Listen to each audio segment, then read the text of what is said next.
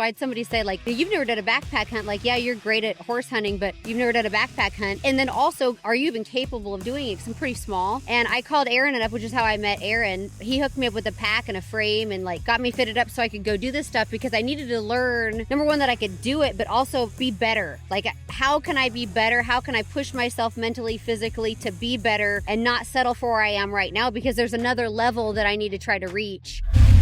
You're listening to The Hot Wash by Born Primitive Tactical. I'm Bruno Fallon. I've spent my 4-decade career in some of the most elite units in the United States Special Operations community, where I learned that elite operators aren't made overnight. They're forged through hardship, discipline, and relentless drive. In each episode, I sit down with the most accomplished and innovative leaders in special operations, industry, coaching, and athletes of all disciplines. Let's jump right in. All right, everybody, welcome back to the Hot Wash by Born Primitive Tactical, which is crazy because I've got our elite outdoor team here. We're in the HUXWRX safety booth, one of our biggest business partners. If it's loud as hell in here, it's because we're at the Western Hunt Expo in Salt Lake City, and we're on the upper level, and we've got one annoying the duck call going on down there that I think Aron's going to go after here in a minute. Yeah, I'm going to start throwing at him here in a minute. How often do you need to hear a duck call indoors? It sounds the same every time, and he's on a minute and a half. I don't get it. So this might get good if Aron gets up. We know what he's doing, but just going around the horn. I just want to, for our audience that is not familiar with our outdoor team, Aron's been on the podcast a couple times. We've got Dan Staton of Elk Shape here, one of our elite outdoor hunters, and Dan, I believe you also made a couple of people throw up with your workout this morning. Yeah. So you are absolutely in the same cut of cloth as me.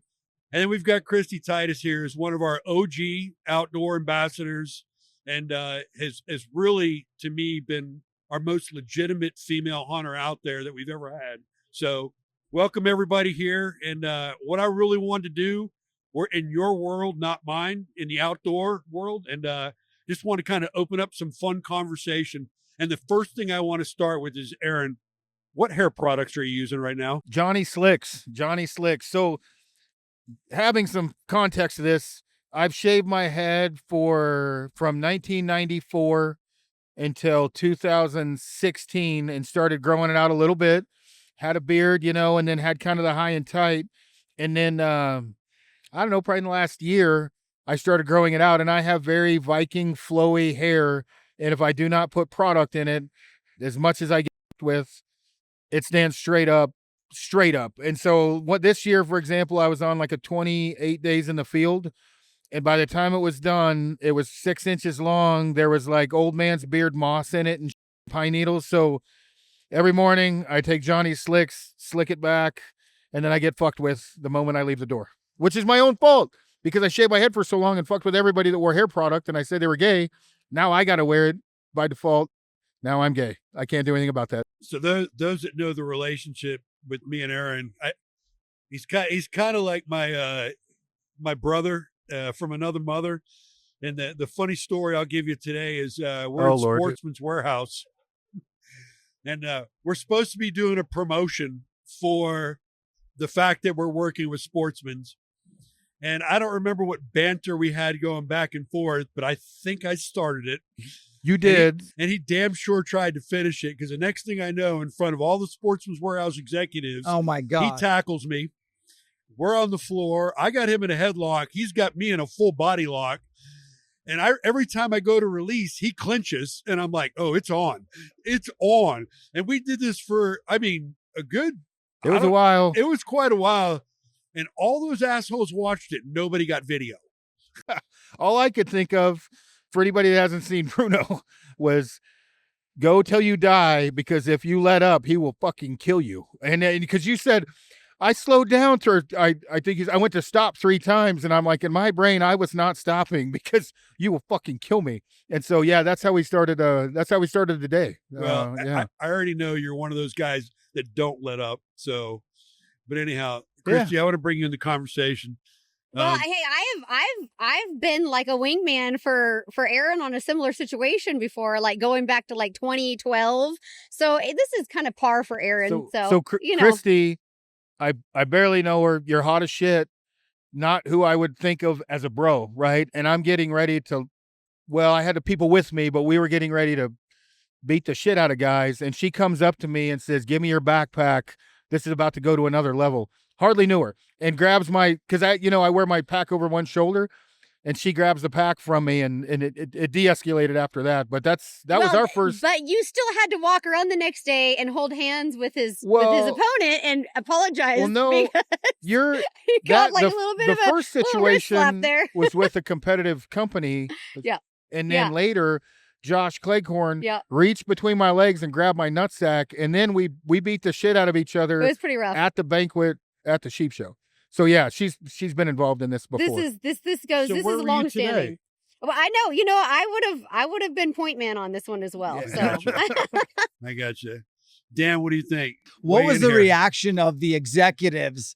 They loved it. Yeah. I honestly think they're going to up their order after watching us. Now they get it. Yeah, they get it. They're like, so like literally, Rob, who runs our retail side and gets us in the box stores, he's the ultimate guy.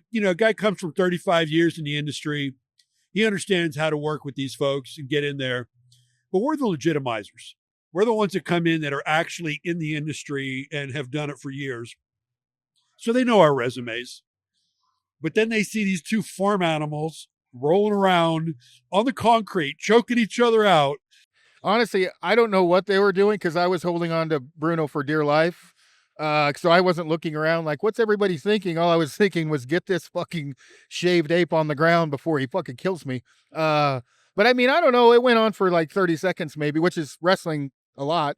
When we got done, they were all like, heads up, like what just happened? But they were laughing. They were, the funny part was as soon as they saw us hug and go right back into content, they're like, oh, this is normal for these retards. Yeah. So, but the funny thing is it was maybe 30, 45 seconds, but when you're wrestling and you got somebody on you that is like, if you make a bad move, you're going to pay. It felt like 3 minutes. He said we went back to me catching my breath before I did the next video. Cause I was definitely breathing hard. So when he locked her, so I shot in on a double leg, and as if you're familiar with any kind of whatever, hand to hand, he immediately, as he should have, sprawled and put a full on front headlock on me. And he had it in the good spot, right? So I'm like, I got to get him on the ground or he'll choke me out in about 15 seconds if you know what you're doing, which Bruno does. Yeah. And so that's where it went, right? So all I could think of, because you're 60, you are fucking strong for 60. And I knew you were strong already, but I can generally do that with most people and turn them into a rag doll. Yeah, that was not the case. I will tell you, there's no question. When he hit me, I immediately went to the ground. Right. There was no, I'm going to stand up and fight this. Yeah. I was on the ground, and I'm like, all right, dude, you need to escalate rapidly. Yeah, it was fun, but we're talking. So 2011, I met you, and and I will say, and Kristy can attest this, I'm not just saying, I've known you as like a brother for the entire time. I'm your sister. Thank you. Yeah, well, yeah. But when I'm saying that, meaning hanging out without whatever. How can you call this a brother? Well, I want to say this in context. There's not very many women as hot as Kristy that I could hang out with for over a decade and not, I guess I can say this, not stick my penis in. Well, thank you. Yeah. So thank you for that clarification, Aaron. I appreciate that. Yeah. Well, I'm just saying, I don't know how else to word it, but I've called Kristy. Aaron's like, today. If it was anybody else, I would have definitely done that, but not with you. No, I'm just saying that she was such a good friend to me. At my lowest lows, highest of highs, you've always been there, right? She's always been there. And same with her talking to me. But Dan, a lot of people I have come to find out don't realize how good of friends you and I've been for quite some time. And maybe it's because we don't do enough interaction, but you probably have the same lack of interaction that Aaron and I have. We're both introverts that have to be extroverts, but we like solitude. And like I called Aaron, I don't know how long ago, no agenda, just wanted to, and we just talked for a while and that was it. And we'll just pick up where we left off next time. But he's busy, I'm busy, but yeah. So one thing I'll say about Dan, again, for those that don't know the story, I was brought to Born Primitive to run the tactical side. And essentially they needed somebody in the headquarters that could run outdoor. And my first action was to let a few people go and immediately fly to Wyoming and court the man here and say, look, I'm going to build something big. You need to leave where you're at because you're not happy, and you need to come with me and let's build a rocket ship, and you need to build your cast out however you want. Okay.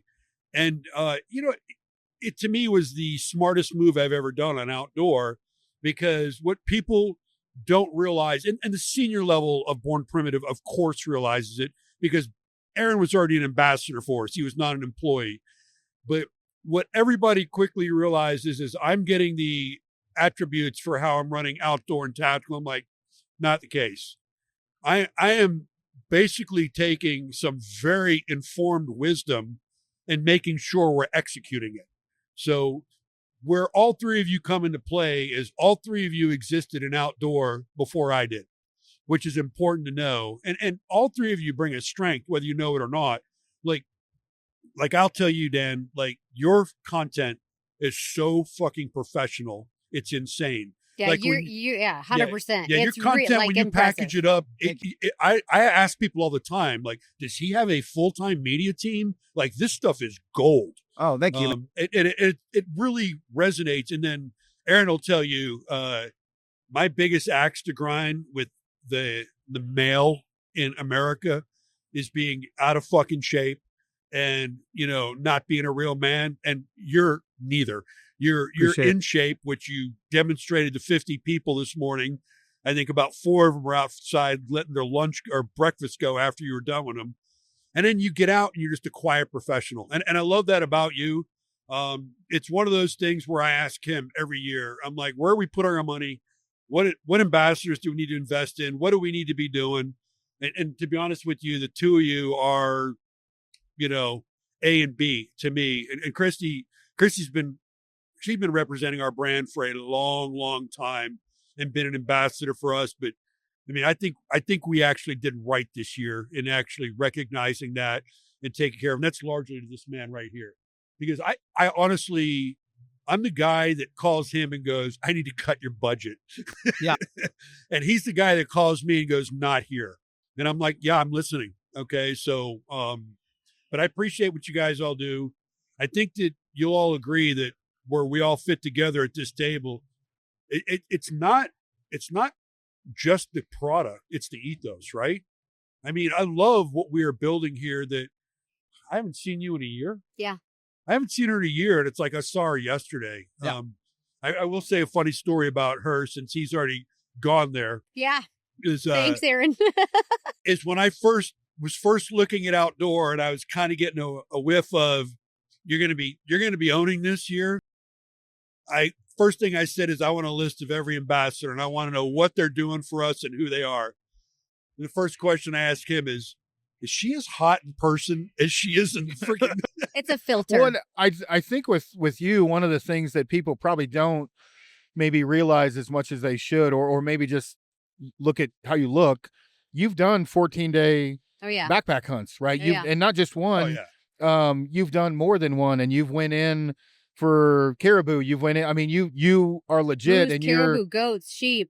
Very proficient in long range shooting. You have your own pack string, and I don't think people realize that a lot, that legitimately you're one of the very few women that I know that can go out on their own and get it done. And there's a lot of women that hunt, and I'm not trying to, whatever, cast shade on women in the outdoors, but there's very few that can go on their own and do it. And you're one of the very few that can. That's the huge difference, right? Is that there's people that, not to put the East Coast versus the Western hunter against each other, but let's do it.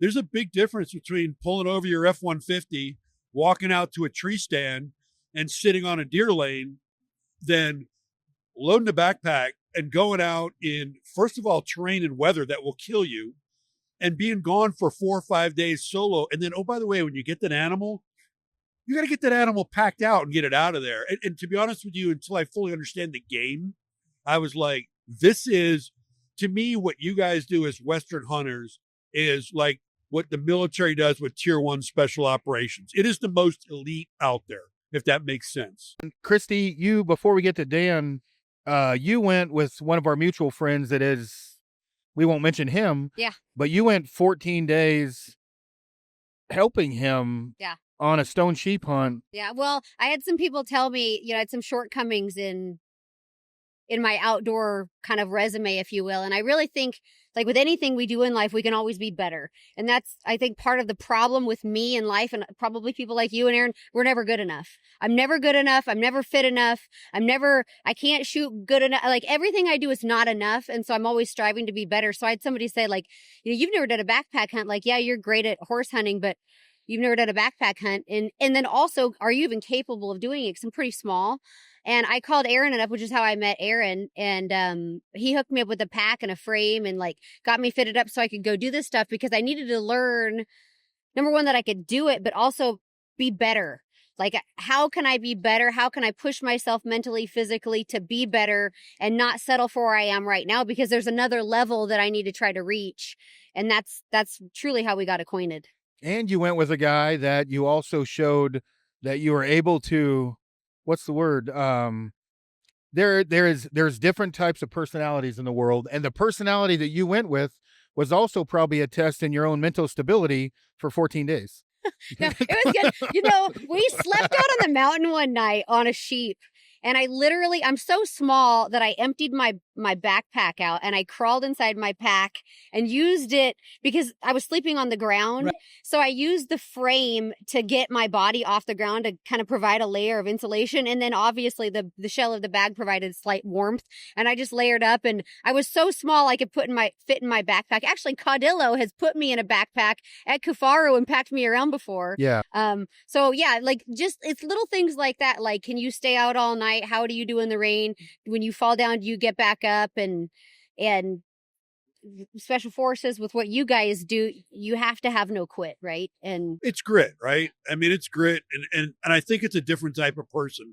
So Aron tells me all the time, and I did not understand the guiding side of it. And you guys get people that go out there that spend crazy money on a tag and a trip, and they're not ready for it. Either one, they're not ready for the environment, or two, they're not ready to take the shot. And I mean, you posted a video this year where that individual paid a lot of money. That was a once in a lifetime. And he waited 20 years on that tag. 25. And you hiked them all the way in. And then honestly, I mean, I called you up again from my business. I called you up and said, I'd been better off with a freaking wheel gun than that guy was with a rifle on that shot. Yeah, the practice thing's huge, or being proficient with your weapon. But that's one thing, Dan, you have probably I don't want to say claim to fame, but like do it yourself. Like, you don't go on guided hunts. Like, all you do is do it yourself. I mean, an elk is kind of your thing, but you've killed a lot of different animals, but you've never been, to my knowledge, on a guided hunt, or not very many. I've been on a few. I have had a variety of experiences. I do think there's nothing more rewarding than a public land hard hunt where you can have success at the last minute and the whole thing sucked and you were doubting it and you were questioning, what am I even doing out here? And then it happens like that.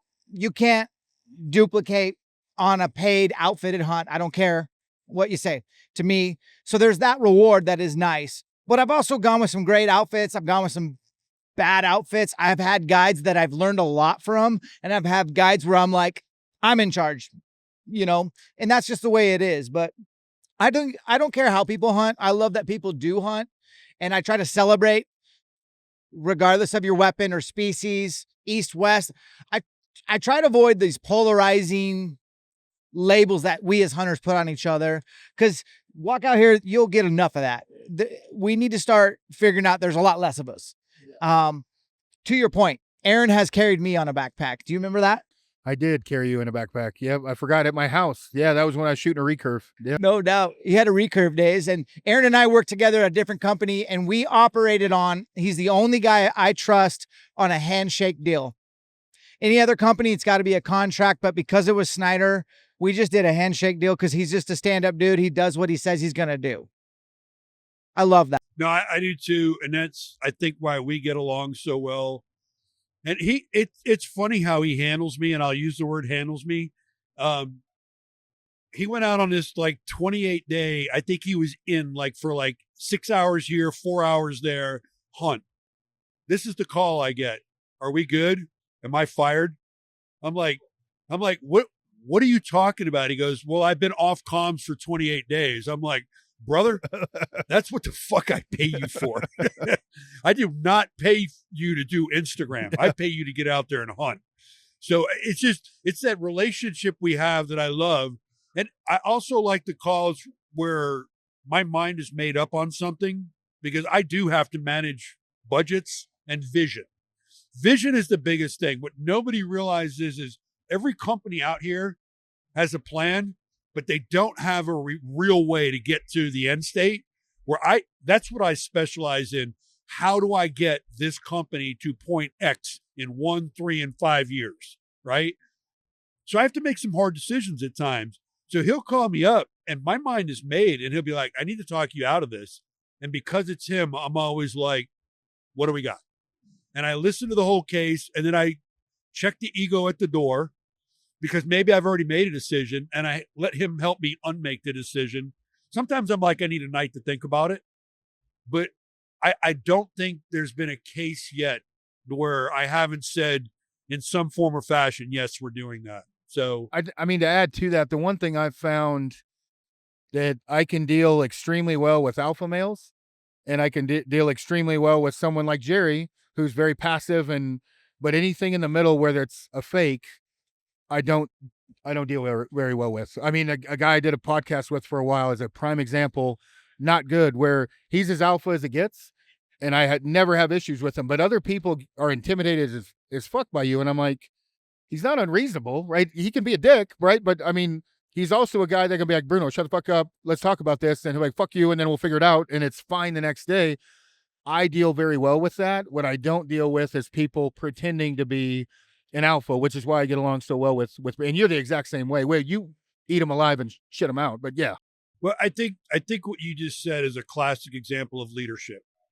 The one thing I'll have to tell you, and this comes from my experience overseas, where you go out on target and you have a rough night. Maybe you lose a guy, which is the worst thing that can happen, and the next night you got to go back out. And as a leader, you got to rally the guys and game face it and pretend last night didn't happen, because we have a mission to go do tonight.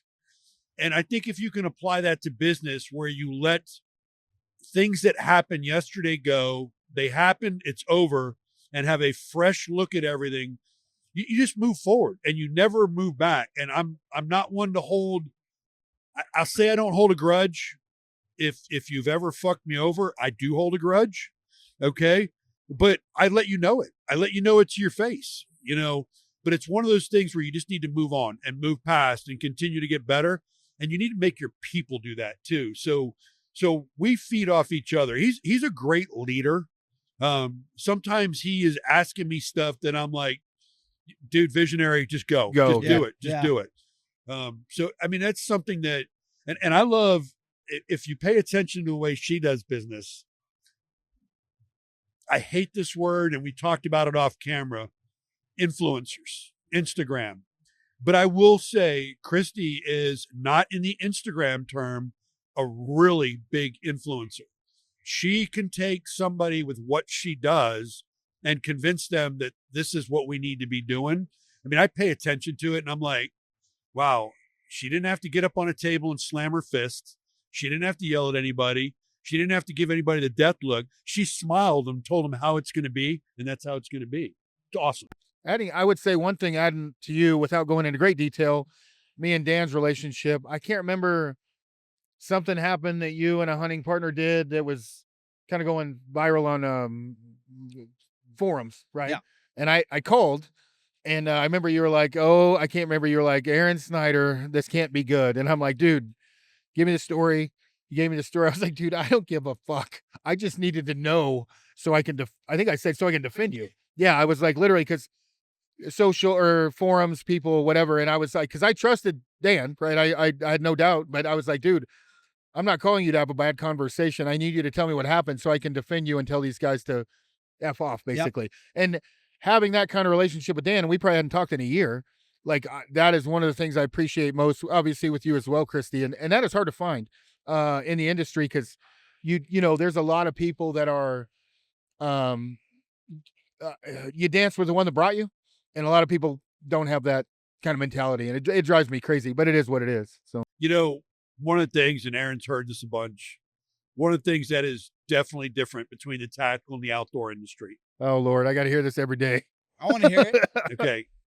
So in the tactical industry, I will tell you that there is a lot less motherfucking each other and a lot more brotherhood. Yeah. In the outdoor industry, and I've noticed this very quick, everything is pay to play. Everybody wants to get paid. And everybody, when you walk out of the room, talks about the person that just left the room. It's not very attractive to me. I've had to relook how I do business when I'm wearing the BPO hat than when I'm wearing the BPT hat, because I know any conversation I sit in, there's going to be money discussed, contracts discussed, and what's in it for me discussed. And it's just not, it's not the culture I come from. You know, some of the best examples I'll give you is there are cross-pollinated brands that sell to the outdoor and the tactical. Think about optics, think about guns, all that kind of stuff. They have different sales teams. There's a reason for it. It's a totally different business model. HUXWRX at outdoor versus HUXWRX SHOT Show, different vibe. So it's just, I think it's the way the industry is set up. And I know this because now I have to think about it budget-wise. I have to think about every conversation I have. This person is looking to get paid. And it's just such a different culture. I'm not saying I'm against it. It's just not the culture I'm used to. So, well, and that's interesting you bring that up, because I think a lot of it has to do with respect. And I think there's a lot of people in this room that have a little bit of jealousy, and they lack a little bit of respect for their peers for whatever reason. They're judging them or whatever. And when Aron introduced me to BP, like, sure, you know, you're obviously going to ask for a contract, but with BP, like, I looked at the company, I was like, look, you don't know me. Bear doesn't know me. Nobody knows me at BP. Aron knows me. So what do I have to do to earn your respect? So is that going to take a year? Is that going to take 2 years? How much time, or what do I need to do to invest into the brand to earn their respect, to where they're like, hey, we want you a part of our team? And a lot of people, they want something given to them. They don't want to earn it, and they don't want to work for it. And when you take and you look at any industry out there, like apprentices, for example, you know, all these people, these young people, they want to get paid high dollar for doing a job. Well, they don't deserve the respect of that high dollar wage, right? They haven't earned their place. You have to be, as a person, and saying, okay, well, I might work for free today, but in 2 years, 3 years, 4 years, 5 years, I'm going to make back that money tenfold. And that's where people lose they get short-sighted of, like, they have to earn that respect, and they have to earn that position. And that is not something that's given.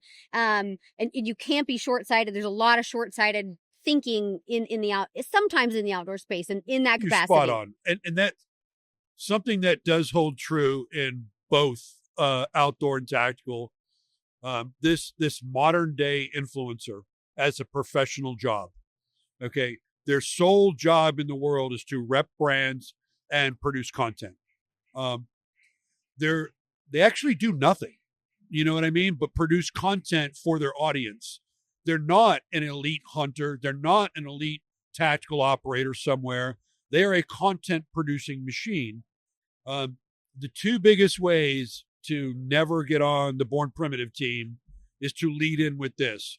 I have X amount of followers, and I am been with this brand, and this brand, which tells me you are just jumping to the next paycheck to get paid.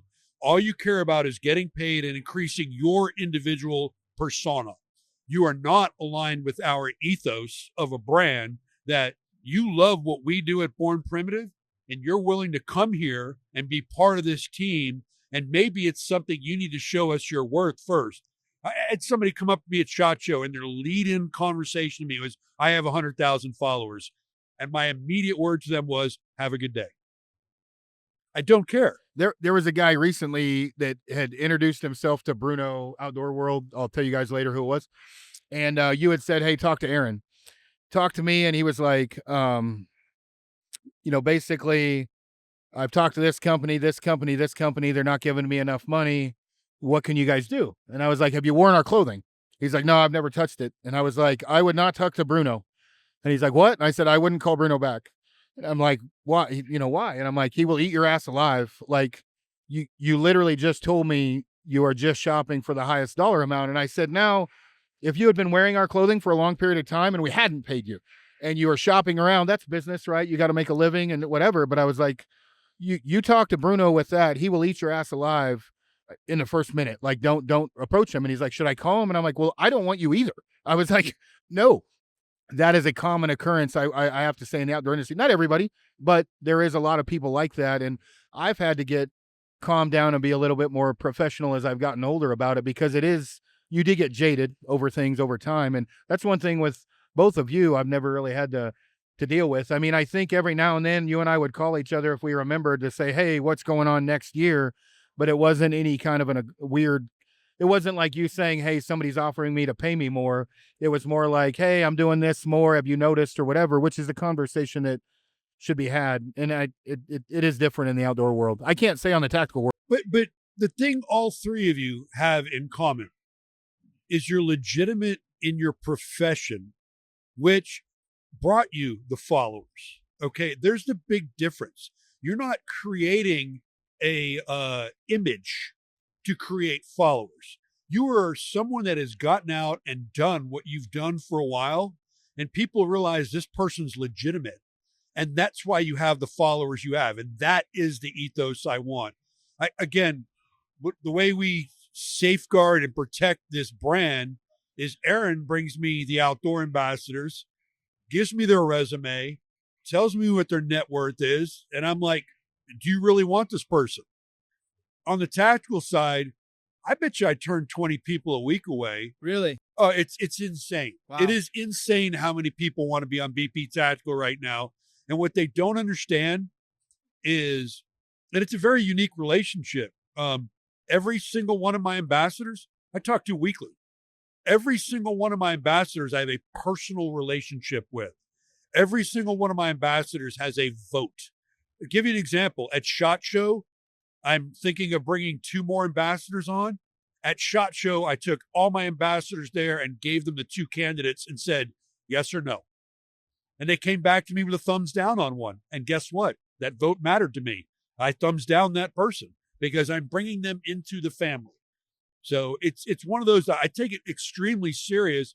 And that's why I know that when I call somebody and I'm like, hey, Dan, we're doing this VIP box. Can you do us a piece of content on it? The answer to me is always, what do you want? Not, hey man, I'm busy. You know what I mean? Because we're aligned. We have a common goal. And we need to be supporting you as much as you're supporting us. That's why I started the conversation off camera with thanking Kristy. She's been supporting us for years, and we have made it more of an official position with us of her being in the family, which is long overdue. It's one of those where, to be honest with you, this is where I'm a little bit, at fault here. I didn't even realize we weren't formalized. I didn't realize that you are not, officially like really a part of us. And I'm like, yeah, get that done, Aron. Get that freaking done. One thing, I mean, not to take over the podcast from you, I would be interested to get your guys' thoughts on this as far as in the last 15 years, what has changed the most in the outdoor industry as far as being valuable? Like, because in rewinding a long time ago, you had print, right? And then you had TV, and you always had print through that. And then you had forums, and then podcasts came along and social media. What's changed the most for how you guys do business, and what have you seen? And maybe what would you give advice to people trying to make a living at this? Who wants to go first? Do you remember when we shared space in a magazine on fitness? I won't write an article to this day. Like I won't write an article. Like I had that same company reach out for a piece and I said, send me questions. I'll read answers over an audio file and you guys ghostwrite it. Like it's a digital world now. I used to have a column in Bowhunter magazine. I knew Aron as something Ridge Reaper. Am I right? Or Elk Reaper? Elk Reaper. Yeah. On forums, like chat rooms. I never did TV. I did edit TV shows for the Outdoor Channel. That's how I learned how to edit videos. But no, I love where we're at. I love it. It's the wild, wild west. And the algorithms are constantly changing. And it's very competitive. So if you want to add value to what you're doing, be really real, like who you are. I hate to use the word authentic, but I can't think of a better word. Like you have to be you. You can't try to fake it. People will sniff that shit out immediately. And it's a huge turnoff. So like the fact that Kristy's got a pack string, you get a horse out here, she can bridle saddle it right now. There's 90% of the dudes wearing cowboy boots here that could not do that. That's fake. 99. Yeah. So I think just keep it real. Stay on your mission. My mission is I'm selling hard work. And through all the stuff I do, hunting, fitness, archery, I just want people to work hard because I just don't think that's happening. So 15 years ago, though, if someone came to me, I would be like, if you weren't good in school, English, the written language, and take some really good photos, right? For print, right? You need it. Yep. And then later on, when it got to forums, I'm like, okay, you need to build your name on a forum and so on and so forth. And then social media came along, leaving TV out. It's like, look, you need it all. You need to be able to speak, articulate what you're doing, be real. Like you said, you need to take really good photos and you need to have a personality, like not just online, but in person, because I've met a lot of, I hate the word I don't hate millennials, that they're vibrant. They're very, a very different person online because they are socially retarded. Right. And when I say that, they don't know how to interact with somebody in front of them, but they can be very lively online. It's like, you got to have it all. And like, again, like you're great at talking to people. If you meet someone that has 180,000 followers and then you go to talk to them in person and they can't talk, they're pretty much done with you. I mean, you know what I mean? Like you got to have the total package, but that's what I'm thinking. But I mean, Kristy, you've done it a long time. You've had TV shows, you've had everything. Well, I started, was in my 20s. So like 20 years ago, I started. And how my career started. In my 20s, 20 years ago, 20 something years ago, it started, I was, helped a women's apparel company launch and get off the ground. And one of the things, there wasn't women's clothing out there in the marketplace. So what I did is I went to all of these mom and pop stores and I said, look, if you book my clothes, I will come into your store and I will do seminars for women. So, I mean, how many people give in-person seminars now? They're store events, in-person seminars, like they don't exist. I remember like my first newspaper article, I made the Blackbird newspaper in Medford, Oregon. Yeah. Because I was the first woman to ever go into a store and do a hunting seminar. Like it was totally unheard of, right? But I did that again. I was working to build a brand. What do I have to do to prove the viability for a brand, to add value to a consumer, and how do I demonstrate that through my everyday life? And that stuff just doesn't happen anymore, like ever. I love the evolution. Yeah. If you listen to this, because again, this is not my world. You're talking to a guy that up till 3 years ago spent his entire life with the Department of Defense I was a ghost. I did not exist in the electronic forum. We're just talking about this. So everything you're talking about is foreign to me. But now I'm tuned into what has gone on in the last 3 years, and I missed all of this. I don't know how you all got to where you are today. So this is really gold for me to hear about the evolution of how you guys have gone through the time. I do have a question for all of you, and this is something that blows me away in social media. I fucking hate AI. Okay. I cannot stand seeing fat people look muscular. I can't stand the fake shit that I'm seeing. I can't, AI to me is like the destroyer of social media, and I don't like it. And if you have it, I'm going right past it that fast. How do you all feel about that? I haven't thought about it that much until recently, and the only reason why I did was fly fishing, right? I fish. And a buddy of mine who's he's a gangster fly fisherman, was like, have you ever looked at some of these fishing photos? And I'm like, yeah, I don't, some. And he sent me a photo of a fish he caught, and he chat GPT'd it and AI'd it.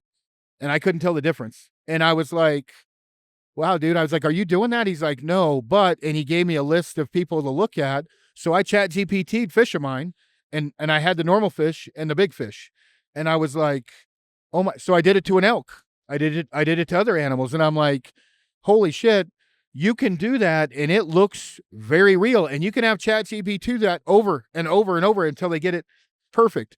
And so he and I, hopped on a call, and he's like, how do you think we can stop this? And I'm like, dude, I don't even know how, because I can't tell the difference. Real. Right. And I mean, obviously there was some penis jokes about making them bigger or whatever, but in reality, I started looking at there. I know, gotta go there. Gotta go there. I started looking at some different elk photos, and I'm like, so I call the guide, and I'm like, hey dude, is this the bull? And he's like, no, wait, yeah, I was with him. And I'm like, is that the bull? And he's like, no, the bull he killed like 280. And I'm like, well, it's 330 now.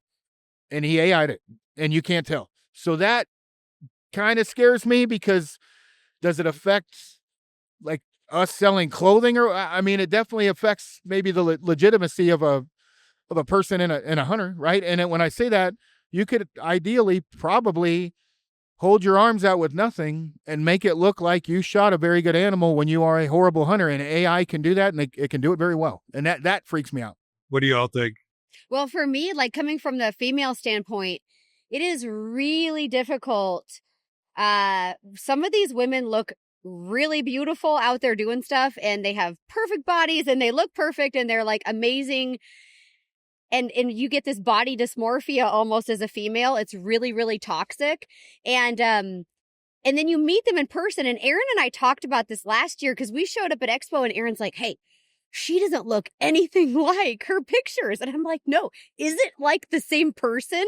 And sometimes you actually meet these people, and you're like, this is not who I've been following. And the AI filters or whatever they're putting on it goes over video, they go over photos. And it's like you actually meet the human in person, and it may as well just be some dude with his sock hands on at home and a weirdo in his mom's basement with being a fake woman, right? Like it's the same sort of manipulation, it's the ultimate right? Catfish. It's the ultimate catfish. And so like that's where like being in person, I think, matters, but also sharing the field with people and seeing people actually operate. How they are in the field, what they're doing. Like, are you really that person? Can you really do these things? We talking about AI fish here? Oh, wow, look at that. Dan, what do you think? No holds barred. This is a podcast. All right, so I'm going to shoot you straight. Like, I've That's thought impressive. about this a lot lately. Like, I have a Chat GPT account that I use to help me write a YouTube video description. That's different, Okay, though. and that's cool. I'm That's into that. different. Dude, I'm gonna use ChatGPT every day. Put that on hold for a second, because let me say this. Yeah. Because Bear will decapitate me if I don't put this disclaimer in there. AI has its function. Like for us in the marketing world, Yeah. if I put 50 videos into our paid Meta account, AI will tell me which 4 are hitting, and we'll fuel those 4 with cash. I'm not saying ChatGPT for, language, and I'm not saying that AI is bad. What I'm talking about is the physical presence photos. Yeah, so what I'm going to do, this is my plan, and I'll advertise my plan, because this is what I'm going to do. My safeguard to keep my job as a guy who creates media is I'm going to pivot away from, hey, Dan, can you make an ad for us, a UGC, whatever. It's going to be less polished. I might put down a DSLR and grab my cell phone and selfie it. And if I mess up a line, I might keep my mess up, and I'm going to do things that are against the grain. More live Instagram, more live YouTube, less editing, more raw, more time, less produced content. People are going to have an appetite for that. I think they're going to want real shit. I agree. I can tell you only again on the tactical side that the appetite for a cell phone of real shit versus a studio production It's the cell phone real shit all day long. Yep. The studio production that you spend all this time and money on, They go flat. they do. And you know what? The other thing too is I'm the same way. I'm like, oh yeah, cool, goodbye. And it's kind of funny because in our world, we have 3 or 4 very, very high-end media companies. That's how they make a living. And people are coming to me as a brand and going, hey, Bruno, I don't want to pay X and X anymore to advertise my product. I'm going to send you 5 guns completely decked out. Can you have your boys next time you're doing something, just rock and roll with these? And we do, and their shit blows up. Exactly. Yeah, I mean, as far as like, I'm in agreement with you. I use ChatGPT to when I say articles, clean up my articles or emails, or, you know, I just don't want to sound like an idiot, and ChatGPT smarter than me. But as far as the fake part of it, I mean, it is very, well, you saw those photos. It's unreal. Could you tell? And that literally took ChatGPT. I timed it 38 seconds to do that photo. And it's just me with 2 normal fish and 2 big fish. But in the outdoor industry, like tactical wise, I guess you could fake fast roping, but that could be discredited fast, right? Like, but with fishing and hunting, I mean, truly, like if I hold my arms out like this and say, ChatGPT, put a 340-inch 6x7 bull, it will do it. And you literally, if no one knew any better, you could have an entire backpacking trip and submit that to Eastman's Hunting Journal, and they would use it. You know what I mean? They would use it because all the world knows is you posted that bull on Instagram. Eastman's looked at the bull and was like, hey, I want an article. And then you went on a backpacking trip and had the tent and whatever else. You could potentially, not potentially, people are doing it now, have a career and be a horrible hunter. Right? I mean, and that's what scares me is like, it took a long time for all of us to get good at where we're at. And now you can do it without getting it done. So, yeah. So let me give you a funny story. Again, my level of hunting compared to the 3 of you is pedestrian. Okay. I had a very, very small bucket list at retirement. I had pretty much done everything I wanted and hunted everything I wanted of a different capacity. Okay. But I wanted to kill an elk, and I wanted to kill a trophy elk, and I did not want to be in a high fence, there's your animal, kill it environment. I wanted to actually go hunt, right? So I got connected with an outfit in Idaho, former NFL player, big ranch up there. I go out there. Long story short, there's like 12 hunters at this camp. We're at like 6,000 feet elevation. They had us walk about a half mile to shoot a 3-shot 0. I wasn't dumb. I knew what they were doing. They weren't just seeing the guys' rifles were dialed in. They were seeing who could actually walk at elevation. They're smart, right? Then they had a sign-up board. Are you willing to go by foot, by horseback, or by ATV? I was the only one that X'd all 3, right?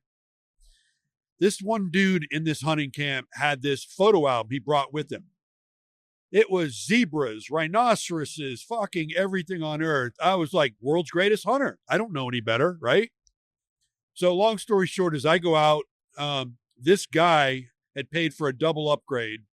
So they were looking for a big animal for him. We're a ridge line over. And long story short is the owner calls up and asks us if we can help spot. So we abandon my hunt. The sun's going down, snow is blowing, and we get up on a ridge and we're trying to spot. They lose the animal. The owner is up on high ground and sees it. And he calls out and he's like, and he knew my background. He's like, hey, I'm going to give you a bone. If you can freaking hit this animal, it's yours. Double upgrade, right? And I'm not paying for that. So I can't see it. And the guy that I'm with, we're both glassing and looking and glassing and looking. Finally, he goes, I got it. He had just, I mean, it's an elk. He had his whole basically head and front shoulder out in front of a big tree. We're ranging the tree. It was 565. Winds are like 25 knot, blowing crosswind. So I'm doing the math and stuff like that. I know I don't kill that animal. That's my tag. So I pass. I'm like, I'm not taking the shot. The sun's going down. He comes over to the ICOM radio and he's like, I thought you were some badass special operations. I bust out the bipod. I drop down into the snow and I'm like, range me. I take the shot. Well, I take the shot. As soon as I take the shot, all the snow comes up in front of my optic and I have no clue what just happened, right? And all I hear as Rulon on the radio, nice shot. It dropped right where I got it, right? My point being is the next day they asked me to adult supervise this world-class hunter because they got to find this guy an animal, and they're going to try and push an animal towards wherever we're at. So we're on ATVs going to wherever they tell us to go. I'm running a Fortrex. They put me on a ridge line. They're moving an animal towards us. This guy is the legend of hunting, right? This animal comes up and is completely broadside to us. I range it. It's a fucking 200 feet. Oh, the guy hits the fucking snow at its feet with his first shot. And that told me everything I needed to know about that book he was holding. So that was my exposure to, oh, I get it. So, well, I think on the guiding side of things, there are people that have a lot of money that can hunt. Troy Link is a good example. The guy that owns Jack Links, he can hunt and he's got money. There's other people that do, you know, and I try not to disparage or cast shade, but a checkbook can buy you a whole household of animals, because generally you're going to have 6 or 7 of us helping out, and then you're just going to show up and then you shoot.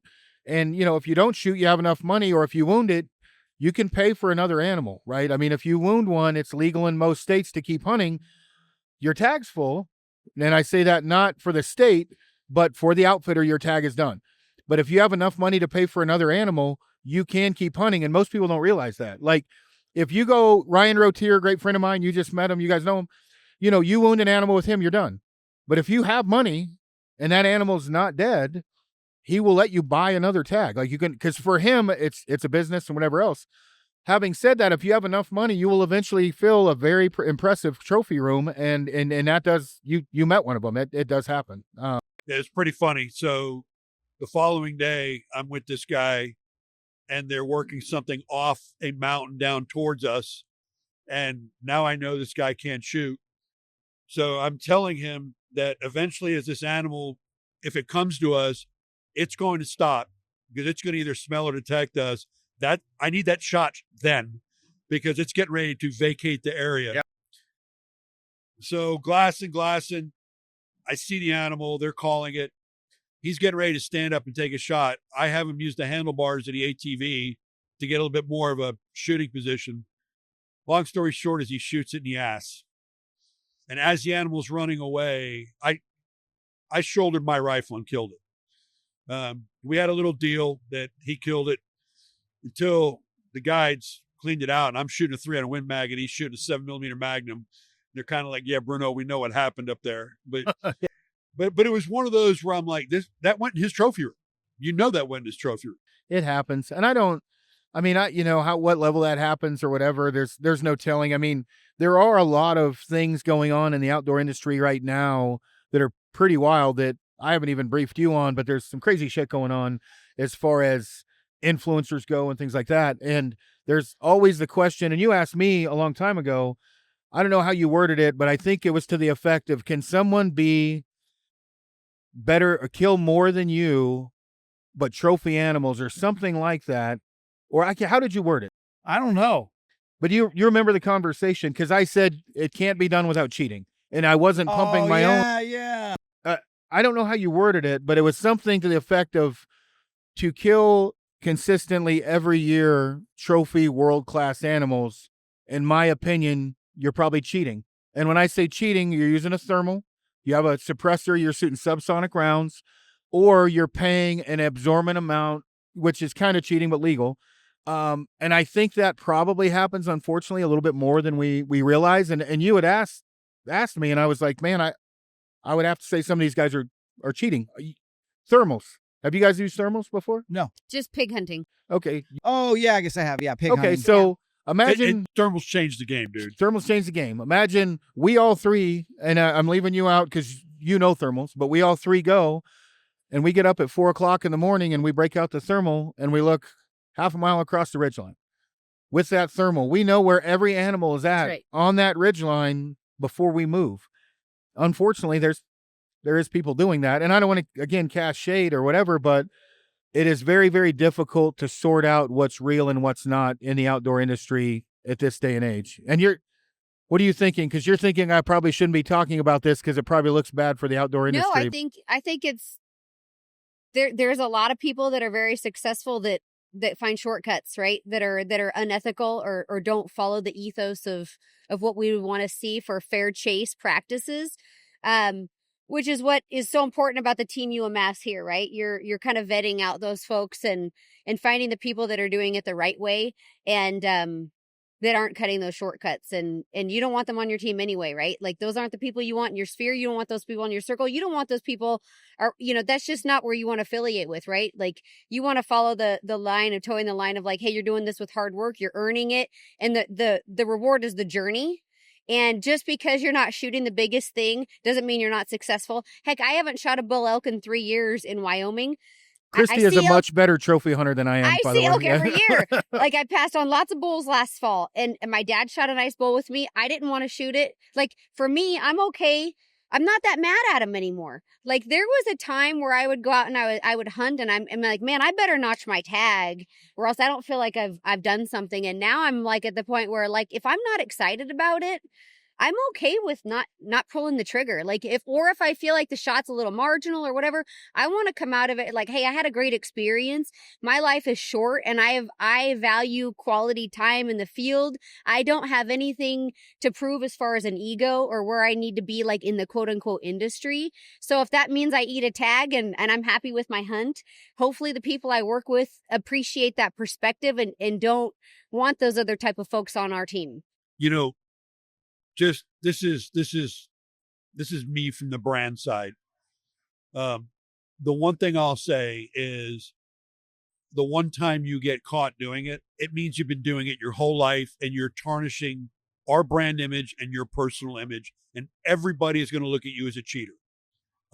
It's one of those conscious decisions you have to make when you elect to do that, hey, I'm doing this because the picture is more important than my reputation. That's right. Because once you get caught, you know the deal.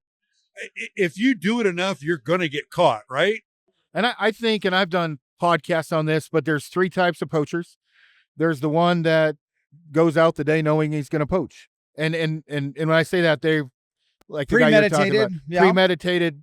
There's the one in the middle that's probably pretty good all the time. And then there's a 200-inch animal on the other side of the road that he shouldn't shoot, and just at that time he did it and he made a bad choice. And then there's the guy that just was stupid and didn't do something correct. The first guy, I really don't consider him a poacher. Mistakes happen, right? Whatever. Well, and it's easy to make a mistake because rules, like there's the old saying, show me the man, I'll tell you the crime. Like we've all made a mistake at some point in our life. I think the whole point is that we try to be above that and try like our best to not break a rule. I would agree with Bruno. If a guy shoots something in the headlights, he's probably done that before. Sure. If a guy shoots something in the wrong unit, he's probably done that before, right? If a guy has a thermal, he's definitely done that before. You don't just grab a thermal one day and be like, I'm going to start using a thermal, right? But if a guy fills out a tag wrong or shit happens, right? Whatever. Yeah. That's something that I can at least understand. But generally, like now, when you say you're going to eventually get caught, the DOW is doing a pretty good job of proving that right now, and they're getting very good at what they do. And I mean, they're setting game cameras up to watch people walk in and out of their area. They're doing a lot. And so for people like us, is it worth the risk? If I shoot a 280 bull legally or I shoot a 350 bull illegally, the 280 bull is not going to get me in trouble, where the 350 bull is going to cost me my house, my career, everything. And so I think people maybe don't realize that, but it's happening more now than people realize, unfortunately. But I don't think that conversation that we had, that wasn't you calling me talking any crap about anyone. It was a general dude conversation. We were broing out for sure. Yeah. But I think in any industry, to your point, there are people who take shortcuts. There's bad realtors, bad people in finance. We're all human, right? In any industry, not just the outdoor, there are shortcut takers. And then there's people that maybe just have another level of integrity where they know that they got to do the right thing when no one's looking. And when you're in the mountains, a lot of times no one's looking, right? Oh, but they are. Yeah. They are. Oh, but they are. I learned a long time ago. I think I was I grew up my dad was a pastor, and I learned so early on that I can't get away with shit. Like I can't, like I always get caught no matter what. And I'm glad, right? Learned some good lessons as a little kid, but, you said something earlier, Kristy, like you have nothing to prove. Yeah. When I walk these floors, I have nothing to prove except against Dan Staton. He is the guy I'm battling every day when I get up out of bed. I'm not penis measuring with anyone else on, like, there's no ego in hunting. So you're not Aron. No, Aron is definitely not like that either. He's never openly grabbed his phone and said, check out this bull and given me a score. I despise that. Yeah. Tell me a this story. Asshole, I shot the first animal I've ever shot with a rifle this year. I shot the smallest bull of the group this year. Oh my God. And Sorry. oh, Sorry, good Aron. Lord. He gave me so much, but I mean, that's also me I like to eat them too or whatever else, but rightfully so. We give each other crap, but Kurt went down to New Mexico, killed a great bull. Colby was in Utah. And then, I took it, but I was like, yeah, I'm the only one that did this public land, do it yourself without help. And that was in my brain, but I did not want to take anything from Kurt or Colby. But I'm also not the greatest trophy hunter in the world because I've done enough that it is what it is, right? I mean, when I go out there, I'm hunting for myself, but You have to know though, literally I saw the picture and you have to know the backstory is he was frustrated because everybody else was killing animals. and I was getting my ass kicked. And he had been guiding, and not just guiding, but he had also been looking for a specific animal. So he's passing on animals. Oh yeah. So when he finally kills this animal and he sends a picture, I'm like, oh, I'm going to have so much fun with this. And it was funny because I had a friend take his life, and I had never hunted elk with a gun. And so October 1st rolls around, and I'm like, I'm going to go in solo 5-6 miles, hunt with my buddy kind of thing. And my buddy was a insanely high level practical joker. So I set up to have a 300-400 yard shot. I got basically like pixie sticks behind me, deadfall. I'm like, I'm going to cock block them. They shouldn't come in from behind me. I bugle, and like 5 minutes later, a bull bugles and I hear cow calls. I've got my tripod fully extended, 300 PRC. I pick it up. I go up over the military crest, and I've got this dongle, and I'm like offhanding going through the timber, and I see a big bull, and I see horns, and it's got cows, and I'm like, done deal, October 1st. Well, I have never shot at an elk that close or with the rifle. I don't hear an impact. I'm also deaf because I got a muzzle brake. So it keeps going, and I rack another one in, and boom, I hit it one more time, and I'm like, I had to have hit it. So I give it a second. I go up, there's blood everywhere. I hit it both times. And then I get to it, and I'm like, that is the largest bodied 5x5 I've ever seen. And that was not the bull I thought it was, because he's right. I had been hunting a very specific bull, but it was cool or whatever. But if I was embarrassed of it, I wouldn't have posted it. Sure. But it did make me think later, what could I have made this bull that nobody would have known with AI? We shot that up earlier because I was 6 miles in solo. I could make that bull as big as I wanted because, as everybody knows, I don't really keep them, right? I don't mount anything. Yeah. I could have AI'd the shit out of that bull and made that look to be whatever I wanted. And I had amazing photos with that. I had a 30-day long story of me getting my ass kicked, and I could have made that bull whatever size I wanted. And then not long after that, the fish story came by from my buddy, and I'm like, he's right. Like, he's 100% correct. I was solo. I could have done whatever I wanted with that bull with AI. Okay, but but most people aren't solo. Yeah, and here's the deal, dude. Here's where that's different. You wouldn't be able to live with yourself if you did that. No, bullshit. I can't do it. It's like everything in life. If you have a conscience, and trust me, as much as I've been through life, I still have a fucking conscience. Yeah. Okay, like that's a fucking bold lie, is what you're telling, and you have to live with that lie for the rest of your life. It also would have done a disservice to my buddy that I was going out there with, so to speak. But I mean, you talking about, this is off subject, that you still have a soul. I had a bunch of tier 1 dudes at my house, and my new dog, right, my little puppy. We were trying to put it in the kennel, and we never put it in the kennel. So like we're like, okay, we're gonna give it 15 minutes, and then we're gonna go. And about 6 minutes in, I've got 4 guys basically saying, this tells me I still have a soul because I cannot take this dog whining. They're like, I'm glad you did this, Aron, because this has given me hope that, and I have a background like yours. And at minute 8, one of them's like, dude, I got to walk outside. And I'm like, dude, we got to give him 15 minutes. He's got to get kennel trained. And literally when we went outside, he was almost choked up. He's like, that tells me I'm still human, which is way off the subject of what we were talking about, but it did remind me of that. Kristy said something I got to ask her. Maybe you need to tell me this off camera. You said you can look at a man and tell the crime. What's my crime? No, it's a saying. No, go ahead, it's just say it. a Let it general rip. saying. I was like, show me the man, I'll tell you the crime. It's because we are human. And you know, we've all done something that heck, not last year, but the year before, I was in Montana and I was hunting whitetail and I had put a coat on over my blaze orange vest. And I went and on camera, I shot a deer. I had a hat on. The game warden was watching me. And he stops me and he's like, hey, where's your orange vest? And I take my coat off. I'm like, oh, crud. Like in Wyoming, you know, we don't have to have a vest on. And I had just thrown this coat on, not thinking, because I kind of got excited. I'm a human, right? And he was cool. Like he understood what had happened. And like, you know, we talked about it and whatever. And I had made a genuine mistake. But again, it was still technically, I had a hat on, but not, I'd put this other coat on over my vest. And so you can always make a mistake, right? It's not that we're all fallible humans, right? We can all make a mistake. It's just going back to your character of like owning it and like saying, hey man, I made a mistake. Obviously I was filming, so I wasn't going to intentionally be making this mistake and putting this out there in the first place, right? It was just, I've said this a ton on like podcasts though. If you have hunted 20 years and you tell me you've never broken a law or you're never poached, you're a liar. Because you do things and you don't even know. You don't mean to. Yeah, but they happen. Yeah, right? it can happen for sure. Yeah. Hey, this is Bruno, and you've been watching the Hot Wash by Born Primitive Tactical. Please don't forget to like and subscribe our podcast. And thanks for watching. Now back to the podcast. So how's everybody doing? I'm good. Yeah. I was in Colorado this year with a rifle and I had to pour through the regulations. I'm not from Colorado, right? There's some weird stuff in there, in my opinion. Like you have to have a vest and a hat. Yeah, same as Montana. Like I have a beanie that I put over my and hat. You can't wear your That's pack. illegal. You can't do that. You have to have an orange beanie over the hat. Right. Yeah. So there's that. You can't put your pack over the vest. Can't put No, your you pack can't do that over the either. vest. Yeah.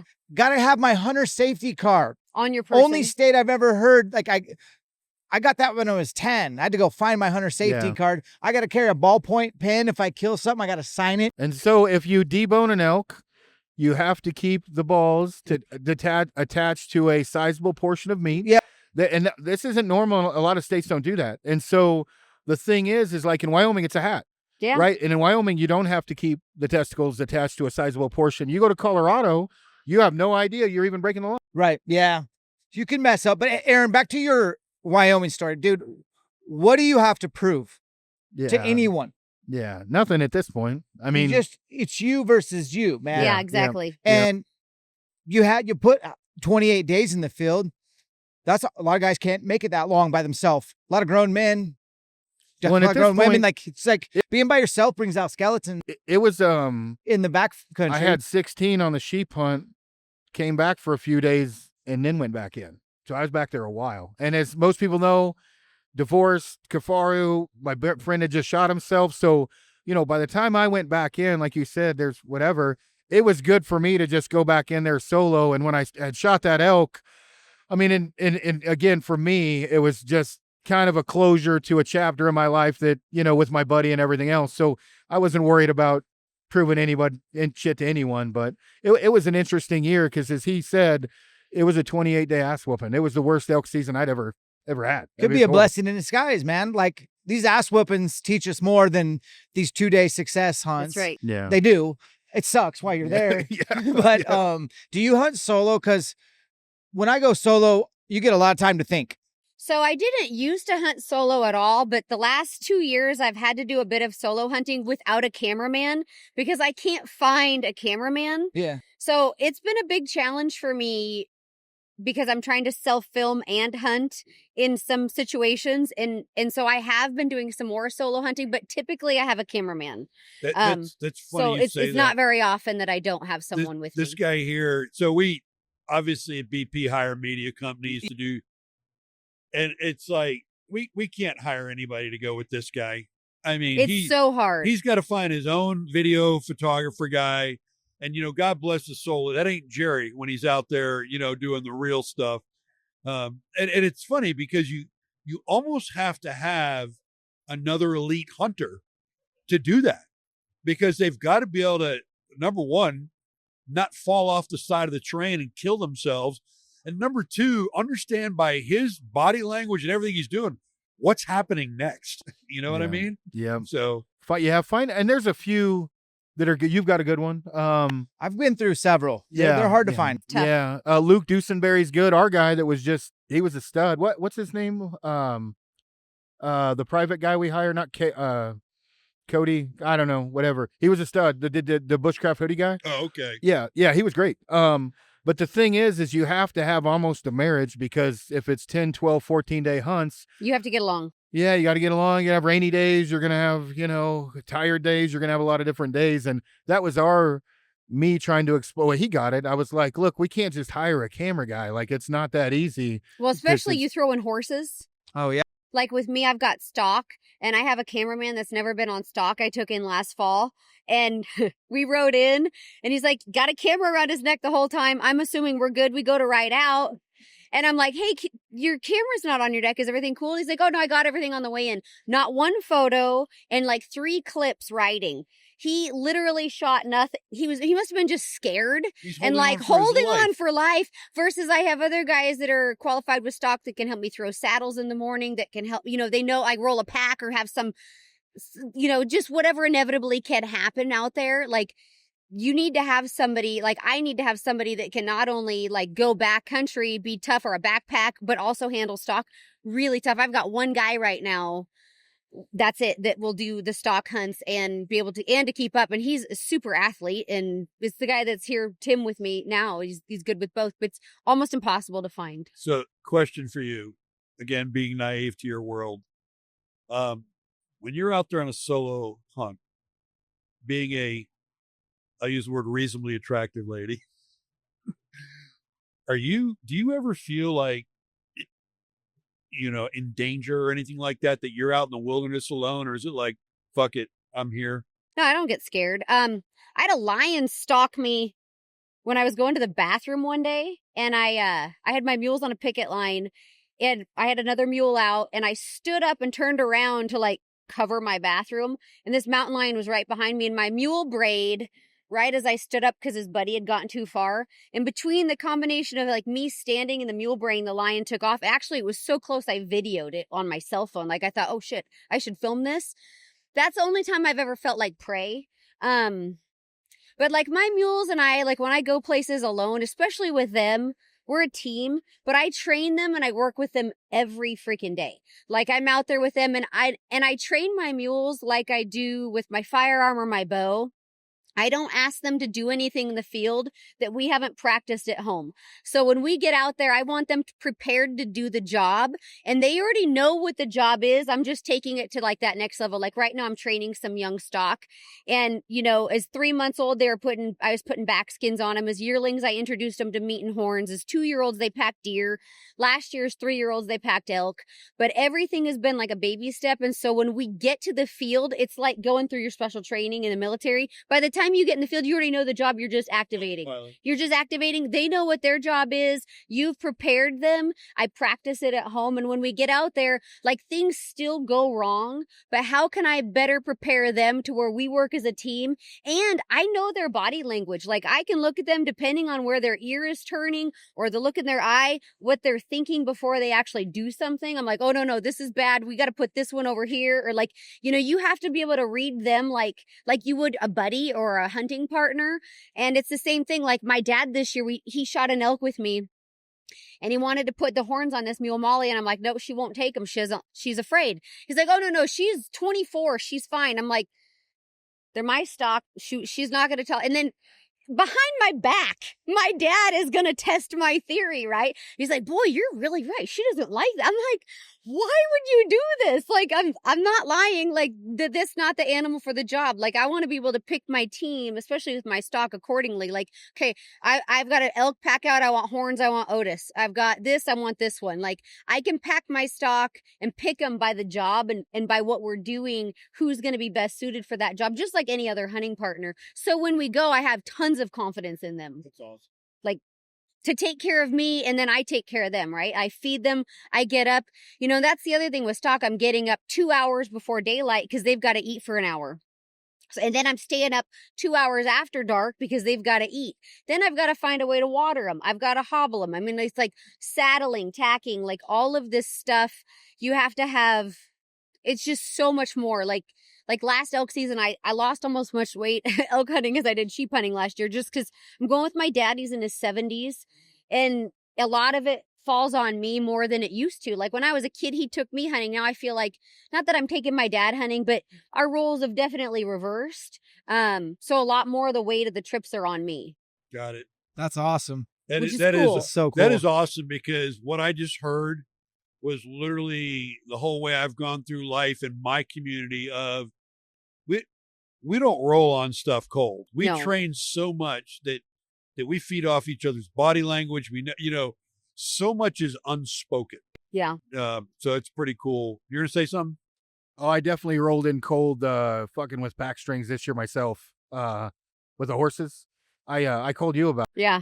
I have not had experience. I mean, I've ridden them, right? But I went and helped Blake, and I had called her about it or whatever. And I definitely was not. I mean, now I'm going with Blake learning, and I'm doing trips, because all the shit she just mentioned, you don't realize that when you don't mess with horses, right? And when you said 2 hours early, that's 2 hours early when you're already leaving an hour early to get to where you want to go. Right. So you're looking at 3 hours. You don't sleep 3.5 before the sun comes up. That is a very long day, because you're generally, when you got to get back, which I'm just learning, you got to pull all the tack off. You got to take them to water. You got to feed them. And then you finally get to eat, which is going to be 8 to 10 o'clock at night, 10 to 11. And you got to get up at 3 o'clock the next morning. So it's a drive. I mean, it opened my eyes up to like, this sucks, and I'm never going to own horses. Well, and Aaron calls me like he's getting his balls busted a little bit about the type of hitches they're throwing on pack strings. I'm like, Aaron, like you tie knots professionally for a living. I'm like, if the stuff is on the horse and it doesn't fall off, consider it a win. Like, who cares? I think what I learned as far as that goes doesn't matter. When it comes to a box hitch or double diamond, that I would probably argue that you should probably tie a box hitch or a double diamond. It's just easier. But everything else, what I learned was outfitters may have learned some janked up knot from 20 years ago, and that's their knot.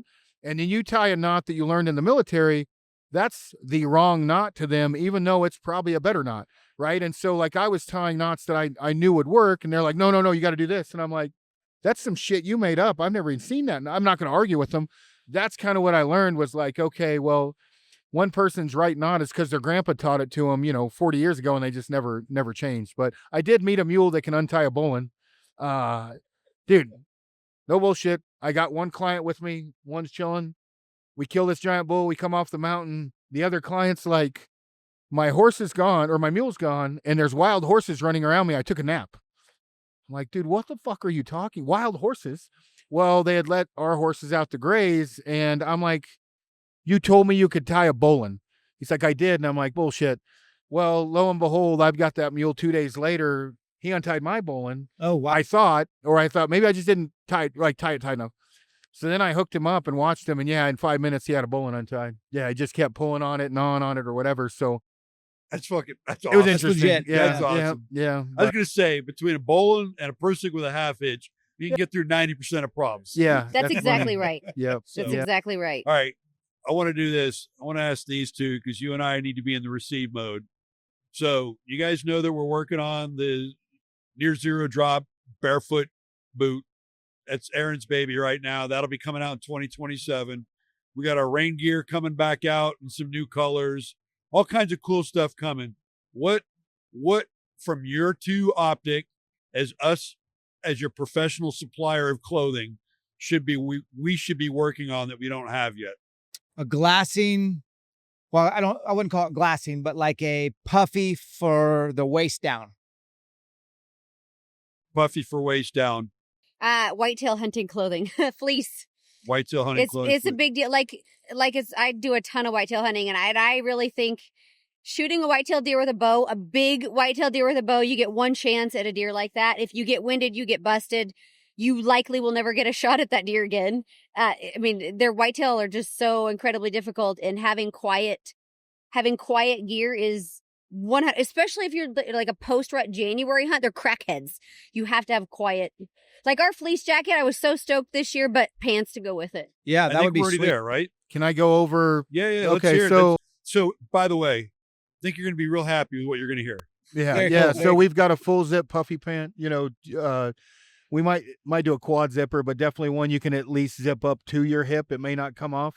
Then we've got a headwind fleece pants coming, and that's the headwind fleece, same TPU, same ever. I mean, the headwind fleece is a gangster. So yeah. And then we have basically a headwind fleece puffy jacket. So it is basically an Arctic level headwind fleece. So you don't have to wear a puffy. The puffy's inside that, but it's more built for pocket-wise arrangement for sitting, whitetail hunting, glassing, things like that. That's coming. That's going to be huge. We have a headwind. Well, that's coming soon. A headwind beanie, and that's just a cold weather. It's actually real nice. Yeah. It looks like the think about the 1940s football leather helmet when you're wearing it. But man, is it warm? Yeah, it's warm. We've got that coming, and then those are the things I'm comfortable with talking about now. So I mean, I think the only thing. Sorry to interrupt. I think the only thing that we're not comfortable with right now is, we love the headwind fleece.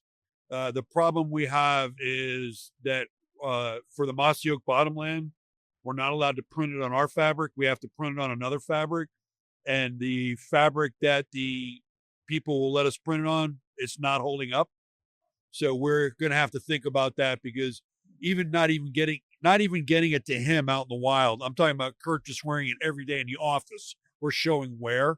So we're not, me. I mean, we want stuff to build that you guys don't bet your life on. So that's one thing that I think we're not really comfortable with right now for that pattern, but we're going to continue to work on it. Solids would be primo. I mean, just a nice neutral solid is. Yeah. And fine. we've got, I mean, obviously everything I talked about, we've got coming in solids. Some of it will be in the mossy oak. I think, like with us, I don't want to be a brand that has 9,000 SKUs, And when I say that, meaning we want to offer what you need and not make it overly, like the bushcraft hoodie. I mean, that was something Kurt and I mean, Kurt's a bushcrafter, but we worked on that for a while, and it's 89% wool, and it's got a 20.5 micron count. There is nothing like that on the market that you can wear against and it's 440 GSM, but that's grams per square meter it's a fabric thing. But the closest I think is 360. And I mean, I wear that everywhere. And those are pieces that we're not just sucking money out of people to offer them. Like, there was a hole in the matrix, and we plugged the hole with that. That headwind fleece was the same. Here's the crazy thing about the bushcraft hoodie. Not designed for it, but we're hitting an entire market with it out of the outdoor world. People that are working in like natural gas and stuff like that have to have fire resistant material. Because of the wool count, it is naturally and legally fire resistant. And if you think about the design of the way that wicks the sweat away, so people that are outside working on these rigs, this thing is like gold. We just had at the outdoor show up in Harrisburg, Pennsylvania, some people that work in that industry that almost bought every single one of them we have up there, because as soon as they saw the wool count, this is exactly what we need. So again, a product created for you guys is going to be a product that goes to a whole new market because of the utility of it. That's the thing with Born Primitive, outdoor and proper. So I got introduced to Born Primitive in 2014-ish, I want to say. I was at the CrossFit Games and stopped at the booth. I don't remember meeting Bear. I think Bear might have been competing, but met the brand. And I owned a gym, 2 of them. And so very familiar with that side of the brand. And then obviously Aron Snyder, the outdoor side. So my point is, Dude, I am a billboard for you guys. I'm wearing your jeans. These things I can squat in right now, no problem. I'm wearing your boxers. I'm wearing your merino. I'm wearing Ridgeline. Anything. Out of everything I have, I think the bushcraft, I don't want to hype it up too much, might be the best thing you guys have ever made. And I think they're going to sell out at this show. I don't think you guys brought I think it. They already have. Yeah. No, and I think they already have. They did in Pennsylvania. yeah. The thing is, and I'll tell you, for the price point of what that's going to give you, Right. it's amazing. So Yeah. No, for me, it's the bushcraft #1, headwind fleece #2, and frontier pant #3. Now, if you asked me before, the frontier was winning, and the frontier is still an amazing pant. I'm not taking anything away from it, but that headwind and that bushcraft is a combo. I can pretty much do anything, and I wouldn't have said that before without a puffy, but with those two and a moderate base layer ridgeline, I can go just about anywhere, and it's great for layering because it's natural, it's wool, so it's great for that. But yeah. I'm from the tactical side. The crazy piece is everything you just named carries over to that community. Every single piece. Aron knows this. We have as many SWAT operators wearing the Frontier Light as we do the Opasol pant. it makes my side look good financially, but then it allows him to fuck with me over it. But yes, and sun shirts. Sun shirts is another one. That is why we made the Frontier Light 2.0 in police blue. That's why it's coming out in black. I mean, I'm wearing them right now. We just did an Instagram thing about they're really charcoal and that we're going to blacken the black. And just so everybody hears it from me on this podcast, uniformly across outdoor and tactical, every black product we make is being converted to jet black, a true black, so that no matter what agency, what hunt camp you're in, that when you put on one of our tops and one of our pants, it's going to match. It is not going to be a charcoal, a black. Everything is going to jet black, a true black. That's the new Frontier, not black.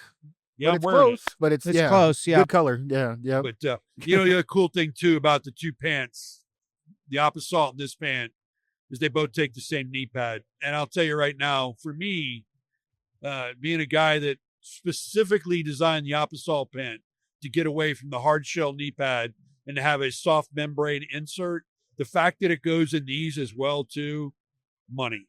So Aron, going to go around the horn. We're going to close this out.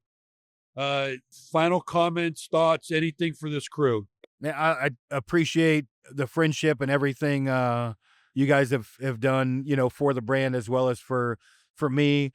I probably talk more about my personal life to Kristy. Thank you for listening. But one thing that's nice with Dan is it's never been a business call. It's always just been talking about business as friends, and Dan's somebody I can always count on, and obviously Kristy as well, but she has to hear about my personal life a little bit more than she probably wants to, but appreciate the friendship, and we definitely appreciate everything you guys do for BP. So that's all I got. Dan, same question. Oh man. I'm honored to be hanging out with you guys.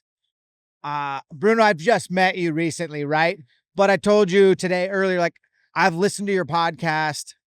We're a lot alike. Like, you're a straight shooter in a world that everybody's soft, and I like your personality. I like what you're doing with your podcast. Like, keep it up. I just wanted to tell you, like, appreciate what you do and the energy you bring to the brand. I've known these two forever. Cheers to us, like, for staying in the industry and staying true to ourselves. That's pretty cool, and it's an honor to share this little podcast campfire with you guys today. Awesome. Yeah, for sure. Well, I just want to say, like, for me personally, each one of you has inspired me in a different way.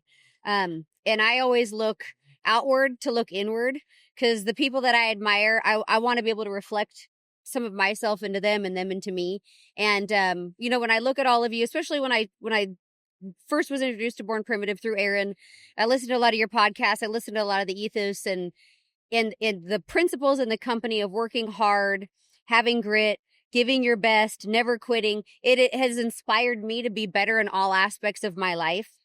And hopefully my journey that I share with people out there, what I do, hopefully they see it inspires them in all aspects of their life, whether it's to be a better wife, which I'm not, but I mean, I could be a better one. I'm not one, but a better wife, a better mom, a better friend, a better outdoorsman, a better shooter, whatever. Like, I hope we all inspire each other to be better. And I hope we all help each other be better by sharing knowledge and not being selfish with that. Like, I think that's really important that we all help build each other up and pull each other up, because if we rise together, we grow together, right? So I think that's really important, and I appreciate all of you for your instrumental impact on my life. And Kristy, I want to mention, just to help you out, Kristy is very single, very disease-free. So any guys Thanks, listening Aaron, in, for the medical testimony. I'm just letting everybody know. How many horses do you have? I have 8 with 1 on the way. Okay, well, better sales pitch. You have your own house. Hey, I pay How many acres? Okay, here's the deal, Aaron. If you're going to be high maintenance, you have to maintain yourself. Number one, I do that well. I have a question. Is he pimping you out? He is. He's trying. You know what? I It's am. because I don't have a Tinder profile, so he's trying to help me. Wait, what's your I'm your Tinder Tinder- profile? I'm your Tinder profile? Yeah, no I kidding. don't have one either. Yeah. Oh, But I am high maintenance, and I can tell you when I go backpack hunting, I bring coffee creamer, and I bring makeup, and I bring like food for everybody, and I share, but I will not share my coffee with you. So if you are stupid and don't bring coffee, you're on your own. I can't help that. So the first time I actually met her was SHOT Show. Yeah. Walked up to me and she introduced herself, and I probably gave her that deer in the headlights retard look of, I didn't hear anything you said. I'm just looking at We you. were at the Night Force booth. The Night yeah, Force booth. Night Force booth. But she walked up to me, told me her name, blah, blah, blah. And I'm looking at her and I'm like, what? No, you were totally fine. It was Yeah. good. So, hey, first of all, I want to thank the three of you for one big reason. You guys are legitimizers for what we do. We can make the best apparel in the world, but if we don't have people like the three of you out there actually doing the real job and testing it and approving it and saying like, yeah, this is legitimate, it doesn't matter. And I appreciate that, because I think, number one, I owe this guy right here, Aaron, the fact that this group is here is because of him. But the fact that you guys are hanging with us, it's huge to me. I think this brand is on the verge of exploding. I think that we have the right ethos, the right following, and that we won't compromise. Ask Aaron how many people have come to me today that want to do deals with Born Primitive. And I'm like, hey, guess what? I don't fucking need you. We're a rocket ship. I'll do this with what I have in this room right now. So thank you to all of you very much. And I'll tell you that my goal is 3 years from now that you're still our top tier folks, that we don't lose you because we didn't lose your trust. And that's important to me. I'd also like to thank HUXWRX for letting us use their booth here. They are getting into the hunting world with cans. That's why they're here. But I think everybody knows that they are the number one suppressor in the tactical world. All the tier 1 units use them. They are the best can. And if you know the science of it, everybody's focused on decibels. They're focused on bullet performance, operator safety, and the decibels, all three, which are the big thing on it. Last thing I'll say before I'll close this out, Aaron, we got another podcast tomorrow morning at 9:30. So say it's a whole different crew. We're going to be in here with the First Form crew and some other folks. I just like to close it out. Everybody, thanks for watching the Hot Wash. We appreciate you tuning in.